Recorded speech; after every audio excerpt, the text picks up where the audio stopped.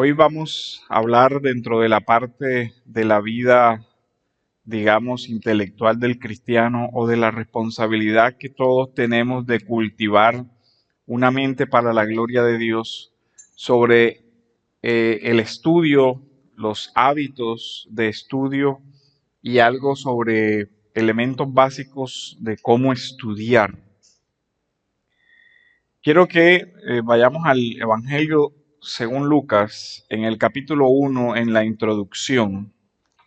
Nosotros podemos leer de la siguiente manera: por cuanto muchos han tratado de compilar una historia de las cosas que entre nosotros son muy ciertas, tal como nos las han transmitido los que desde el principio fueron testigos oculares y ministros de la palabra, también a mí me ha parecido conveniente, después de haberlo investigado todo con diligencia desde el principio, escribírtelas ordenadamente, excelentísimo Teófilo, para que sepas la verdad precisa acerca de las cosas que te han sido enseñadas.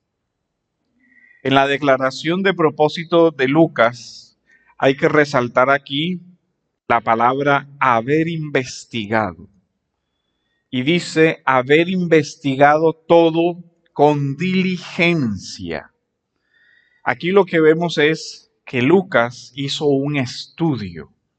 Es decir, Lucas comienza un proceso que hoy podríamos decir semejante a la construcción de una tesis. Un proceso de investigación que tiene como un objetivo desde el principio un producto final, que sería su evangelio y el libro de los Hechos. Incluso Lucas nos deja ver que esa investigación va a requerir suministros o fuentes. Y Lucas nos dice: he entrevistado a aquellos que fueron testigos de los hechos del evangelio, aquellos que fueron ministros de la palabra. Incluso he leído lo que otros antes de mí han escrito y ahora he recopilado todo, lo he compilado todo, lo he puesto en orden para que ahora tú puedas conocer la verdad.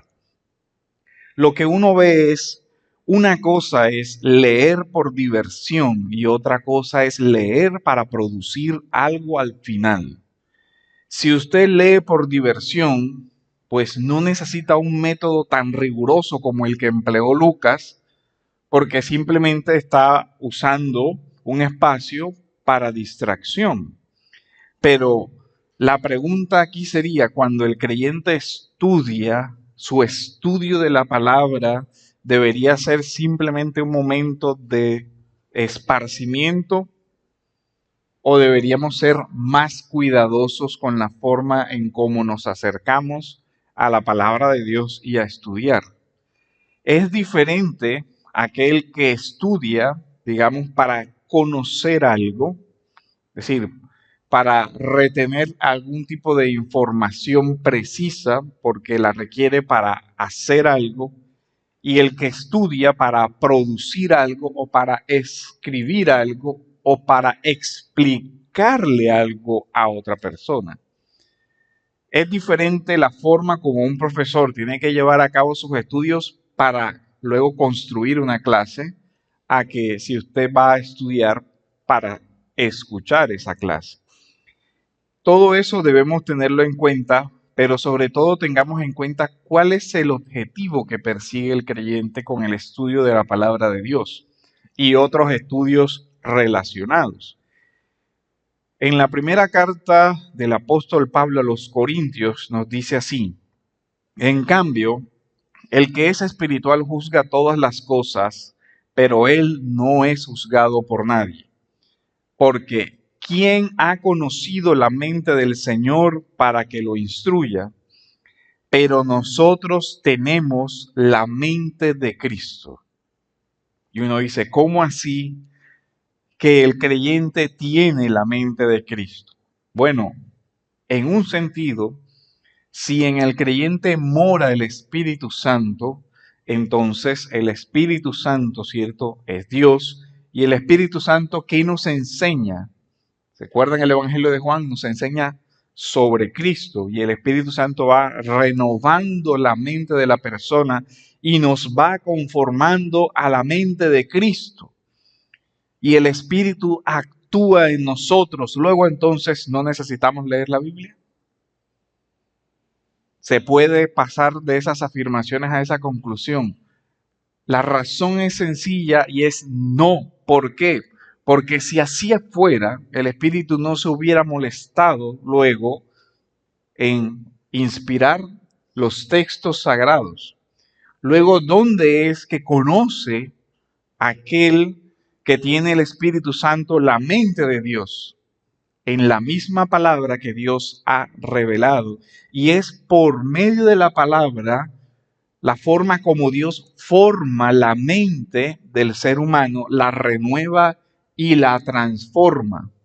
Ahora, en este punto es importante recordar que la mente del ser humano hoy no es neutral frente al conocimiento de Dios ni a ningún otro conocimiento, porque ya viene con todos los efectos concomitantes a la naturaleza pecaminosa. Entonces, en ese sentido, nosotros podemos ver cómo nos describe este proceso Efesios en el capítulo 4, versículos del 17 al 24. Y voy a hacer simplemente un esbozo. Dice, esto digo pues, y afirmo juntamente con el Señor, que ustedes ya no anden así como andan también los gentiles. La expresión es, ya no vivan. El tema del caminar es la ética, la conducta. Él dice, ya no vivan como viven los gentiles. Y la pregunta es, ¿y cómo viven los gentiles? El texto dice, en la vanidad de su mente. La referencia de vanidad aquí no es simplemente la vanidad como el orgullo o la exaltación, no, sino en el sentido de vano, efímero, dañado, destruido. No vivan conforme ellos viven, porque ellos viven de acuerdo a una mente destruida, a una mente depravada, que les lleva a vivir de esa manera. Dice, ellos tienen el entendimiento entenebrecido, por eso viven de esa manera. Dice, y viven de esa manera porque están excluidos de la vida de Dios. Y miren que habla del tema de la ignorancia, pero tenga cuidado con la forma como se describe aquí la ignorancia. Cuando el apóstol habla aquí de que la causa es la ignorancia, no se trata de la ignorancia de aquel que no ha podido estudiar, sino se trata de aquel que ignora porque desecha previamente eso. Porque el apóstol dice, están excluidos de la vida de Dios por causa de la ignorancia que hay en ellos. Y nos dice, la ignorancia que hay en ellos es el producto de la dureza de su corazón. ¿Ya ven? No es que no ha podido aprender, sino aquella persona que ha rechazado, ha endurecido su corazón frente a esas verdades. Y por eso, después sigue diciendo el versículo 19, han llegado a ser insensibles. Y miren que la oscuridad de la mente va a tener un efecto sobre las pasiones del ser humano. Después dice, se entregaron a la sensualidad. Entonces, veamos la relación entre la forma como yo pienso y mis pasiones, mis emociones y mis sentimientos, y veamos la relación entre la forma como yo pienso y mis acciones, cómo andan, cómo viven. Dice, se entregaron a la sensualidad para cometer con avidez toda clase de impurezas, pero ustedes no han aprendido a Cristo de esta manera, si en verdad lo oyeron y han sido enseñados. ¿Qué es lo que cambia eso? Oír y aprender. Aprender si han sido enseñados. en Él, conforme a la verdad que hay en Jesús. Miren que aquí viene el tema de la verdad. ¿Para qué estudiamos? Para conocer, pero ¿para conocer qué? La verdad. Y esta afirmación hoy es incluso, digamos, rechazada por muchas personas y es escandalosa, porque muchos dicen, hay que ser humilde y decir que el ser humano no puede obtener la verdad, que todo es relativo. Pues aquí dice que usted estudia para conocer la verdad, no para quedarse en el error o en la mentira. Una cosa es decir que no hay una verdad y otra cosa es decir que no es fácil estudiar y llegar a conocimientos verdaderos, porque hay muchos obstáculos para el conocimiento. Pero aquí lo que vemos es que hay una verdad y esa verdad la hay en Jesús. En cuanto a la anterior manera de vivir, ustedes despójense del viejo hombre que se corrompe según los deseos engañosos. Miren que otra vez no está hablando o la asociación entre deseos, sensualidad, mala forma de vivir y la mente. Por eso le instruye al cristiano, dice, y que sean renovados en el espíritu de su mente. Espíritu de su mente. Y no se refiere simplemente al cerebro como tal, al órgano físico, porque uno diría, el órgano físico no tiene un espíritu dentro de él, sino que la mente, digamos, tiene un espíritu en el sentido de que tiene una orientación o una cosmovisión o una forma de ver el mundo. Dice, ustedes tienen que construir una forma de ver el mundo siendo renovados. Dice, y se vistan del nuevo hombre. Y miren que el nuevo hombre es la consecuencia de la nueva mente, de la mente renovada. Dice, el cual en la semejanza de Dios ha sido creado en la justicia y la santidad de la verdad. De tal manera que lo que uno puede ver de estos textos y de muchos otros es que el discipulado cristiano parte de ¿qué? De la renovación de la mente. Y que esa renovación de la mente debe ser intencional. Es decir, esto debe ser un objetivo de la vida del creyente. Yo como creyente debo tener como objetivo formar mi mente a la imagen de Cristo o tener la mente de Cristo. Renovar mi mente, que quiere decir entonces desvestirme del mundo, dejar los malos hábitos tanto de vida como los malos hábitos de mi mente y conscientemente tratar de formar una visión cristiana de la vida que me ayude a pensar como creyente, a actuar como creyente, a amar como creyente. En este punto nos va a llevar necesariamente a la relación entre yo como creyente y la cultura en la que vivo. Porque es principalmente la cultura en la que nosotros vivimos la que da pautas para pensar. Y si la relación que yo tengo con la cultura en la que vivo es de asimilación sin crítica, yo voy a terminar asimilando en mi mente que hay muchas cosas que son buenas porque todo el mundo las hace. ¿Sí ven? Eso es una forma de asimilación. Cuando los jóvenes llegan, papá, ¿y yo por qué no hago tal cosa si todos mis compañeritos las hacen? Esa es una forma donde ya se ve cómo la cultura, cómo su ambiente formó su forma de pensamiento de tal manera que él reacciona como normalizándolo o considerándolo bueno. Es bueno porque todo el mundo lo hace. Todo el mundo fuma, fumar es bueno. Todo el mundo toma, entonces tomar es bueno. Todo el mundo vive de esta manera, entonces ya la mente va asociando, ok, eso debe ser normal, debe ser natural, porque es un hábito generalizado. Pero los hábitos generalizados, cuando no son buenos, son vicios. Y eso sucede porque las culturas han olvidado las virtudes. no porque eso sea bueno. Luego, ¿cómo es que el creyente debe relacionarse con esa forma de pensar en la que vive? Para eso se requiere el discernimiento y lo que ya vimos anteriormente, el pensamiento crítico construido desde evaluar el mundo a la luz de las verdades de la palabra de Dios. Este ejercicio ya lo ha hecho la iglesia en muchas etapas de su historia. Esto no es algo que nosotros estamos inventando.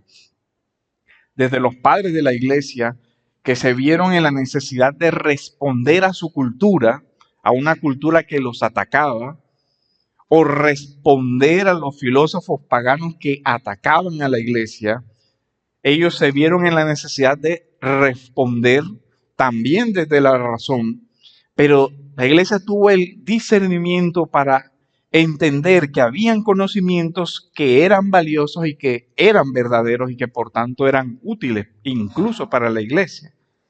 Ese ejemplo histórico nos puede ayudar a entender que nosotros como creyentes hoy tenemos la responsabilidad de formarnos, de estudiar. Y no vamos a hacer un currículo ahora de todo lo que el creyente debe estudiar. Voy a tocar solamente un punto. ¿Cuáles son los principales obstáculos actuales para que un creyente no lleve una vida devocional, una vida de estudio?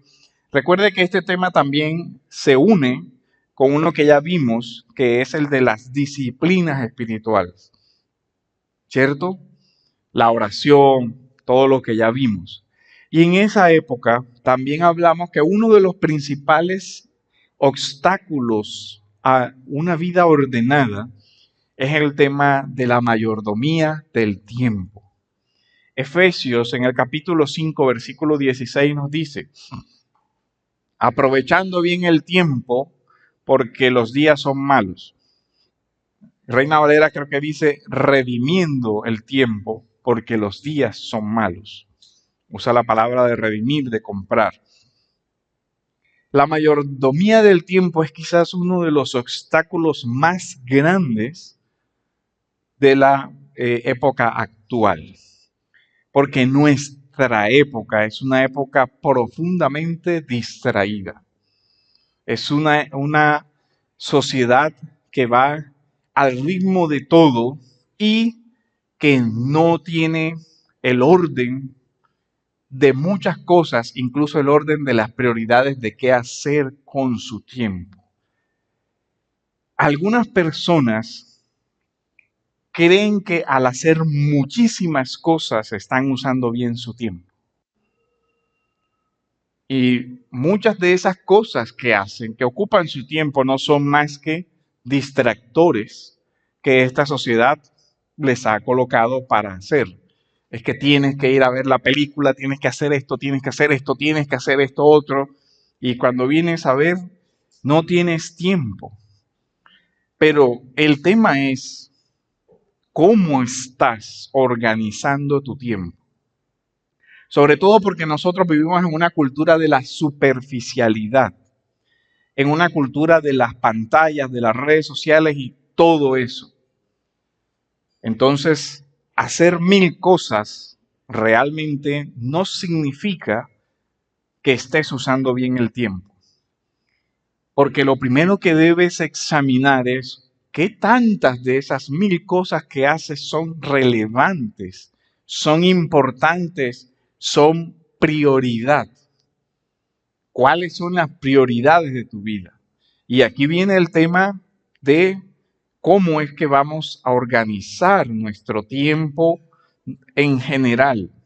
Porque es que no se trata de tener tiempo para estudiar, se trata de que si no tenemos un tiempo ordenado, orar va a ser difícil, venir a la iglesia va a ser difícil, llegar temprano al trabajo va a ser difícil, cumplir con las obligaciones laborales va a ser difícil, todas las áreas de la vida van a ser difíciles.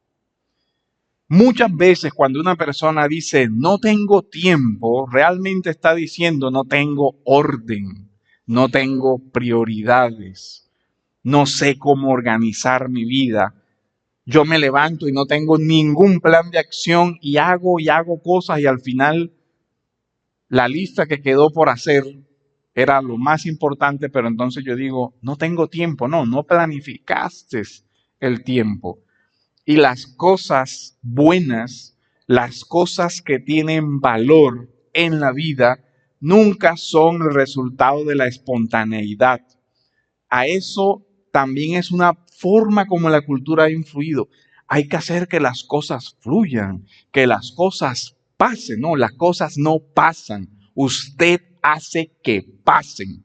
Y si no pasan, usted es el responsable de su desorden. Porque el mundo, la vida, la sociedad no le va a organizar la vida para bien. Nadie se la va a organizar para bien.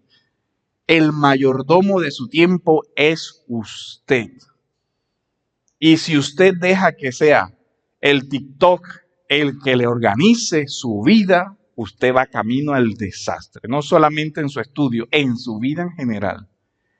Si usted no lleva la agenda y la rienda de su tiempo, ¿quién la lleva entonces? ¿Quién lleva la rienda de su vida si usted no lleva la rienda de cómo invierte su tiempo y a qué le asigna valor? Porque es que miren, el tema del tiempo es yo a qué le asigno un valor. Cuando usted dice, o voy a visitar a mis padres o voy al cine, el dilema es ético. ¿Qué es más valioso y más importante para mí? Ese es el tema. Si usted escoge ir a visitar a sus padres, ¿cuál es su prioridad? Donde invirtió ese tiempo, que es un recurso valioso. De tal manera que antes de hablar de cualquier método de estudio, lo primero que cualquier persona debe hacer es preguntarse cuál es el método que voy a utilizar para agendar mi tiempo. ¿Cómo es que voy a distribuir mi tiempo? Después sí preguntarse, ¿qué es lo que yo quiero estudiar? ¿En cuánto tiempo quiero estudiar esto? ¿Cuál es mi objetivo para estudiar esto? Y usted tendría que comenzar a resolver cuestiones muy específicas sobre su horario. ¿Cuánto tiempo tengo al día para dedicarlo a este proyecto?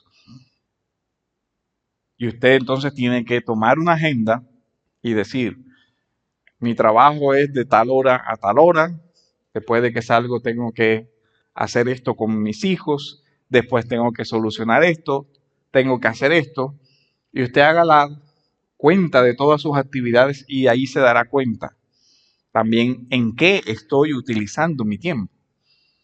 Después dice, bueno, realmente hacer esto no es necesario. Yo no tengo tiempo, pero la maratón de la serie de Netflix va porque va, así sea hasta las 2 o 3 de la mañana.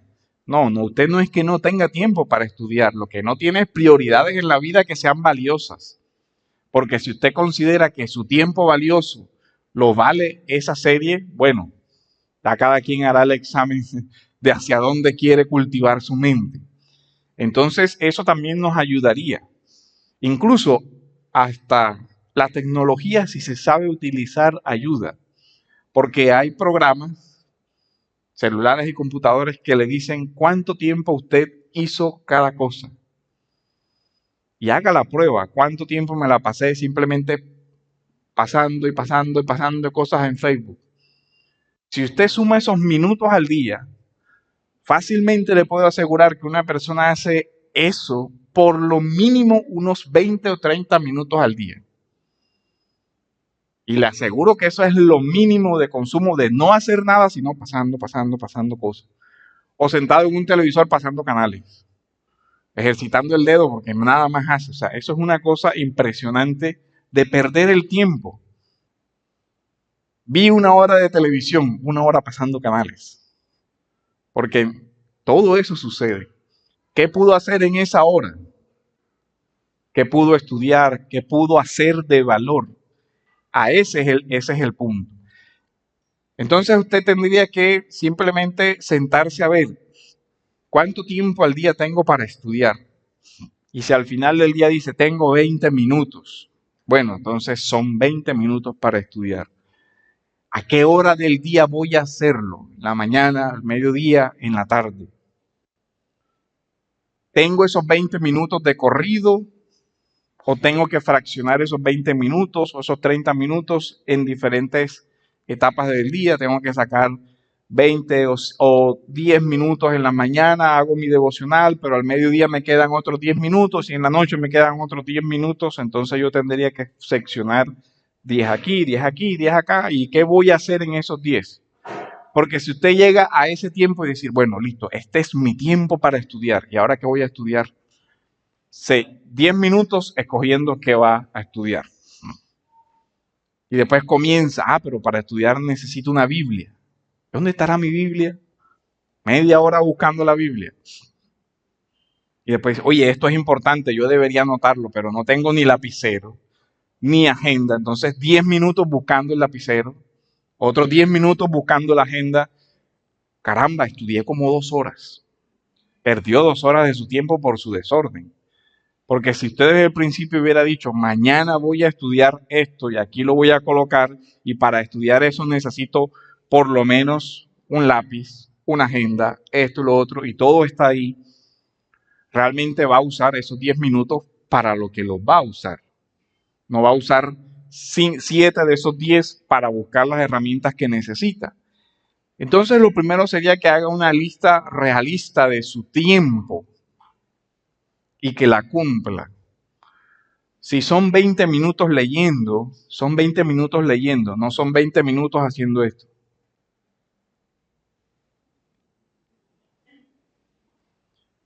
Porque esos son los malos hábitos de hoy. Usted no está leyendo, usted está tratando de hacer 2 cosas y a su cerebro le dice, no sabe cuál es la más importante. Quizás porque usted mismo no sabe cuál es lo más importante. ¿Cierto? Entonces yo trato de hacer todo a la vez y al final termina siendo nada bien, todo mediocre, ni una cosa ni la otra. Porque nos han dicho que uno tiene que hacer de todo al mismo tiempo. No. Si usted dice voy a leer 20 minutos, hágalo. Y ojalá con la disciplina de voy a poner un cronómetro y los 20 minutos los voy a respetar y de aquí no me levanto hasta que no se terminen los 20 minutos. No, que de pronto me da sed. Bueno, ponga el vaso antes de que comiencen los 20 minutos ahí. Y hágalo en orden. Y ese orden se va a ir convirtiendo en un hábito que se va trasladando a otras áreas de la vida. Pero si no, si usted sabe, por ejemplo, que el celular me distrae, apáguelo. No se va a acabar el mundo, aunque uno lo crea así, no se acaba. Mucha gente de la historia de la humanidad no tuvo celular y el mundo siguió funcionando bien. Entonces, si usted lo apaga los 20 minutos que va a dedicar a estudiar o lo pone en modo avión, no se va a acabar el mundo. Claro, si usted es cirujano y de pronto está esperando la llamada de la cirugía, pues no sea irresponsable y lo apague. Pero del resto de la humanidad, normalmente en esos 20 minutos el mundo no se acaba. Y uno podría apagar el celular sin ningún problema. Porque si es algo de vida o muerte, pues normalmente, lastimosamente, no tenemos control de esas cosas. Entonces, si hay un terremoto, un huracán y cosas así, pues que usted conteste, no es como que vaya a solucionar el maremoto ni nada de eso. No es lo que pasa normalmente. La Escritura, hablando de la liturgia, nos dice que se haga todo decentemente y con orden. Pero este principio del decentemente y con orden también tiene que ver con principios generales de vida, decentemente y con orden, todo lo que tengamos que hacer en la vida, no solamente el culto. Y lo que uno tendría que preguntarse es, ¿cuál es mi orden para estudiar? Yo tengo un orden para estudiar, o lo que salga en el Facebook, ese tema está chévere, por ahí. Y al 20 minutos después en el Facebook, no, es mejor este otro, porque este es más interesante. Y después no, este mejor, porque allá dijeron que ese tema era importante. Y al final usted no sabe, o peor, yo leo lo que me llegue a la mano, sin saber ni quién es el autor, ni por qué, ni nada. Lo que venga para donde las redes o el mundo me lleve, eso es lo que yo hago. No se trata de eso, se trata de que usted fije objetivos. Yo quiero aprender esto. y tengo tanto tiempo para aprenderlo, estos 20 minutos al día. ¿Y durante cuánto tiempo voy a hacer esto? Bueno, lo voy a hacer todo este mes. ¿Con qué objetivos? Yo quiero aprender esto. Que usted sepa qué quiere aprender. Al final de ese periodo de estudio de esta semana, yo tengo que haber aprendido X. Y si llegó al final de esa semana y dice, no aprendí X, bueno, ¿qué pasó? ¿Por qué no? No, esto es muy difícil para mí. Bueno, entonces me toca ver cómo soluciono porque solo no comprendo. Bueno, buscaré un tutor, preguntaré a alguien, etcétera.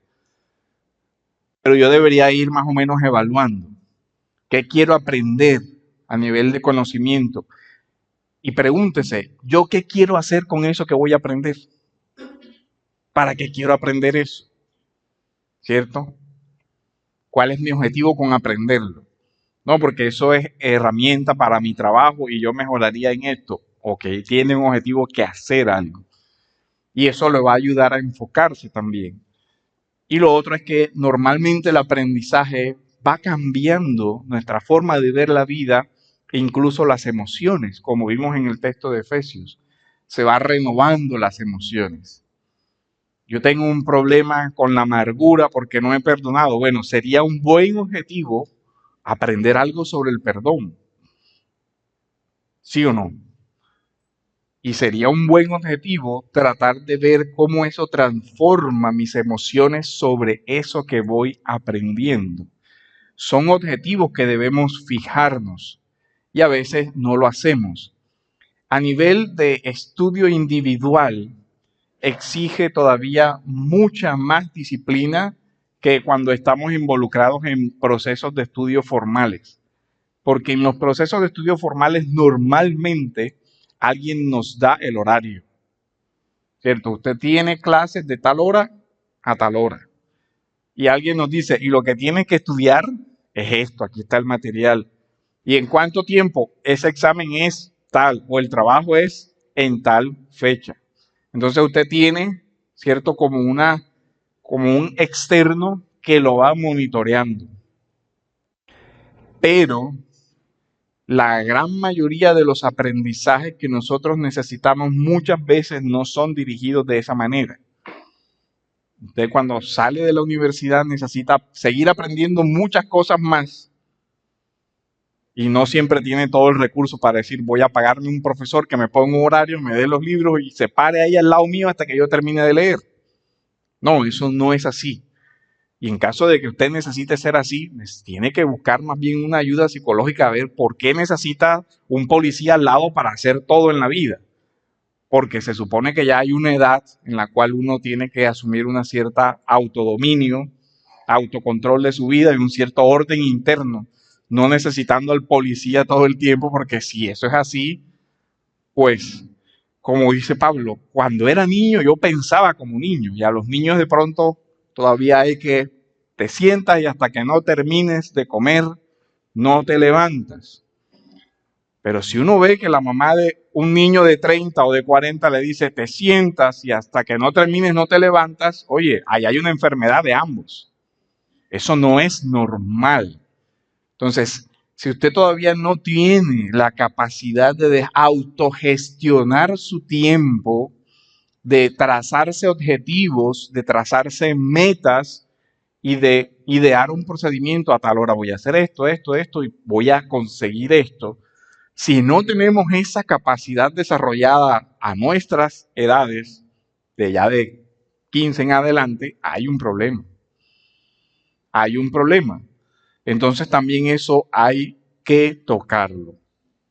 Josué 1, capítulo del 8, versículos del 8 al 10 dice, este libro de la ley no se apartará de tu boca, sino que meditarás en él de día y de noche para que cuides de hacer todo lo que en él está escrito.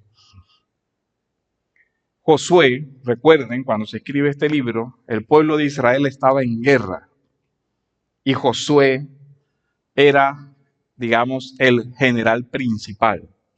Ya había muerto Moisés, ¿se acuerdan? O sea que al cuidado de Josué estaba todo el pueblo de Dios.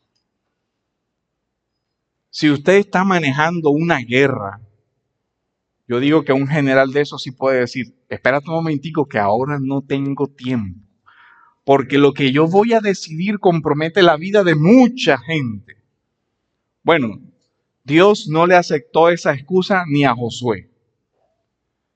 El libro de la ley no se apartará de tu boca. Día y noche meditarás en él. Es decir, aún en tu agenda de guerra vas a apartar una parte de tu día y de tu noche para leer esta palabra, para meditar esta palabra. Y miren que dice para que hagas, para que a partir de ahí se pase del conocer al hacer. Meditarás para que cuides de hacer lo que ahí está escrito. Entonces no se trata de lectura de distracción. Voy a leer esto y no importa si cuando me levante de aquí no me acuerdo de nada, porque simplemente quería perder el tiempo. Objetivo bastante oscuro para una persona responsable con su vida, pero bueno, supongamos que solamente quería perder el tiempo. A Josué no se le permite eso. Dice, tú no harás eso. Tú vas a utilizar tu tiempo para meditar, pero pensar, reflexionar, estudiar con el objetivo de que vivas de acuerdo a esto. Y la segunda carta del apóstol Pablo a Timoteo dice, considera lo que te digo y el Señor te dará entendimiento en todo. Salmo 119, versículo 15 dice, meditaré en tus preceptos y consideraré tus caminos. Así que la forma de estudiar es pensando. Si usted lee y no piensa, usted no está leyendo, usted está pasando sus ojos sobre algo en blanco y negro, nada más. Hay personas que leen algo, pero no se detienen a reflexionar en lo que están leyendo. Bueno, eso no es leer, eso es perder el tiempo. Engañándose a usted mismo creyendo que está leyendo algo, cuando realmente su mente ni siquiera se ha puesto a reflexionar sobre aquello que lee. La mayoría de las veces, en las cosas complejas, hay que leer, analizar, reflexionar. ¿Se acuerdan todo lo que explicó el pastor Edwin? Lógica, deducción, qué dice, por qué lo dice, en qué contexto lo dice. Interactuar, ¿por qué esta persona está diciendo esto? Si usted ha leído un capítulo de algo, mínimamente usted debería poder decir, la tesis principal de este autor es esto. Él quiere decir que la vida cristiana necesita cultivar la mente. ¿Y él cómo me sustentó eso? Ah, bueno, me dio unos versículos bíblicos donde dicen que el creyente debe cultivar su mente y me dice que, que la mente está relacionada con las acciones, con las pasiones, con lo que yo hago. Ahora, ¿le creo o no le creo? ¿Por qué lo dice? ¿Tiene razón o no tiene razón? ¿Cuáles son sus argumentos? Y yo los acepto. Y si los acepto, ¿por qué los estoy aceptando? ¿Porque son buenos? ¿Porque me convencieron? ¿O porque ni siquiera los pensé y ya los di por hecho porque sí y ya? Si él lo dice, él sabe más que yo, se acabó. No, no es la forma, ¿cierto? Ahora, hay formas prácticas de leer. Recuerden que para leer la Biblia ya hablamos de la lectio divina, de los principios de leer con calma. Hay otros métodos de estudio, como por ejemplo hacer resúmenes. Pero recuerde, normalmente las personas creen que hacer un resumen es coger una partecita de aquí, una partecita de acá y transcribirla así. No. ¿Cuándo hace usted un resumen? Cuando usted tiene la capacidad de sintetizar de su propia comprensión lo que un autor dice. En resumidas cuentas, lo que él trata de decir es esto, por esto, esto y esto. Cuando usted tiene esa capacidad de hacerlo con algo que ha leído, ha hecho un resumen. Cuando no, ha hecho un plagio. Cogió de aquí y pasó para acá. Eso no es su resumen. Usted se copió el pensamiento de otros. No desarrolló una síntesis sobre eso. Otra forma de estudiar que ayuda mucho son los mapas mentales y conceptuales. Si no lo sabe, bueno, ahí sí busque YouTube. ¿Cómo hacer un mapa mental? ¿Cómo hacer un mapa conceptual? Si usted busca herramientas y técnicas de estudio, hay muchísimas. Si usted busca herramientas para manejar el tiempo, hay muchas técnicas para manejar el tiempo, ya sea con agendas digitales o todo lo demás. Hay muchas herramientas para eso. El tema es una forma sencilla de estudiar, es escribir. Si usted se acostumbra a que lo que lea lo convierte en un escrito personal, ¿eso a qué le obliga? A que tiene que organizar las ideas, porque las tiene que plasmar, porque le tiene que dar una estructura lógica.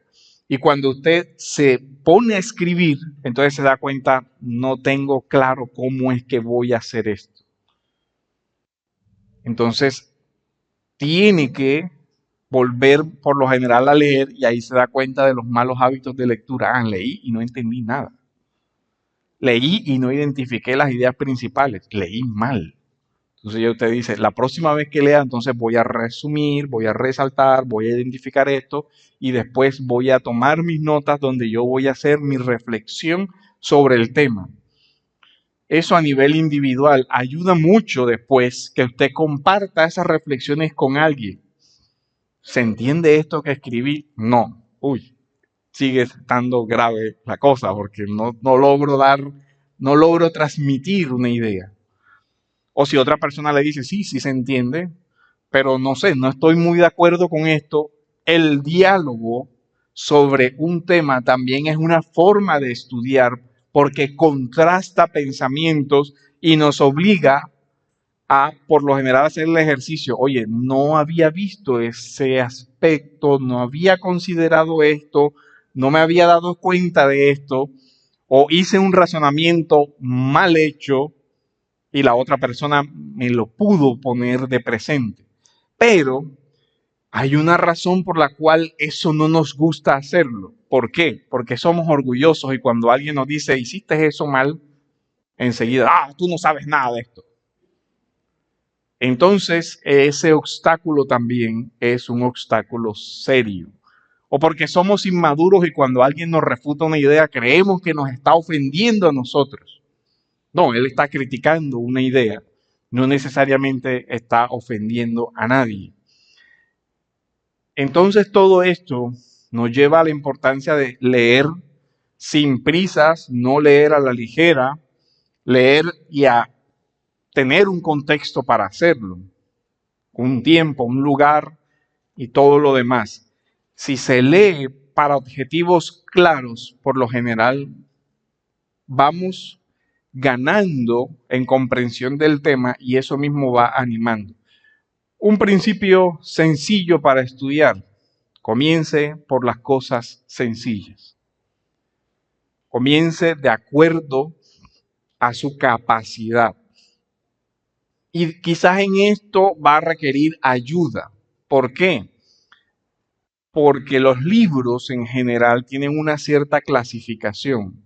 Hay libros que son de divulgación básicos, hay libros medios y hay libros avanzados. Entonces, si usted, por ejemplo, va a estudiar algo y va a una librería y le dice, yo quiero un libro sobre tal cosa y le traen el manual de doctorado de fulanito, cuando usted comienza a leer dice, esto está en chino, yo no entiendo nada. Obviamente se desanima y no va a continuar eso. Entonces tiene también que saber seleccionar por dónde es que voy a comenzar. Teología para dummies 1, bueno, por ahí comienza. Pues ya si usted no tiene ninguna formación, por ahí es que tiene que comenzar. No vaya a querer leer ahora una disertación de una tesis doctoral donde no va a entender nada. Y no porque sea menos inteligente, no tenga la capacidad, sino que toda ciencia requiere cierto concepto que usted tiene que aprender antes de llegar a cierto nivel. Eso es lo natural. Entonces, esos son los principios que nosotros necesitamos tener en cuenta para estudiar. Y como le digo, en Internet hay muchas buenas herramientas. Las universidades tienen, por lo menos ahora, recientemente están incluyendo en casi todas las páginas ese métodos de estudio que le recomiendan a sus estudiantes. Y son herramientas de cómo organizar el tiempo, cómo leer, cómo resumir. Todas esas herramientas te debe interiorizarlas para su propia lectura de la Biblia o para incluso el ejercicio de su profesión. Aprender a estudiar, porque curiosamente eso no se nos ha enseñado. Ni siquiera en el colegio se hizo eso. ¿Cómo es que se estudia? Tome, ahí está. Apréndase eso. ¿Cómo? De verá.